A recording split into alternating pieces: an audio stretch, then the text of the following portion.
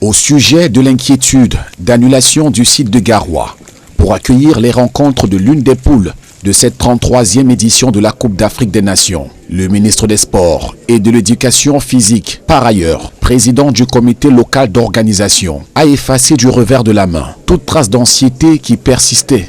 En visite, il y a quelques jours à Garoua, il a tout d'abord jeté un coup d'œil aux infrastructures sportives qui, pour lui, portent une mention de satisfecit. Ce magnifique stade avec son annexe sont complétés par deux terrains d'entraînement, celui de Coton Sport et celui de Sénagès, que nous avons visités et dans lesquels nous avons eu à relever des avancées satisfaisantes par rapport aux dernières recommandations de la CAF.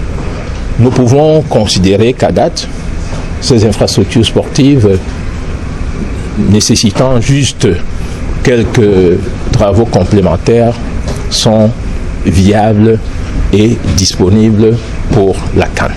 Une annonce qui a apaisé les cœurs des populations du Nord, tout excitées à l'idée de pouvoir être parmi les acteurs au sens figuré de ce rendez-vous continental du ballon rond. L'examen du MINSEP s'est poursuivi cette fois-ci dans les lieux d'hébergement, dont le casting se serait référé au standing et capacité d'accueil. Un bémol est tout de même... Vous me demanderez qu'en est-il des infrastructures dédiées à l'accueil, à l'hébergement, à la restauration, c'est-à-dire des hôtels.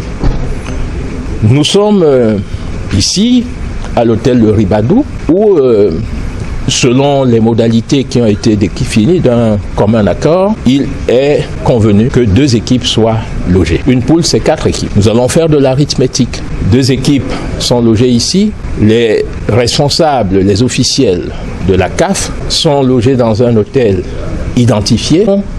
Nous pouvons dire enfin l'hôtel La Bénoué.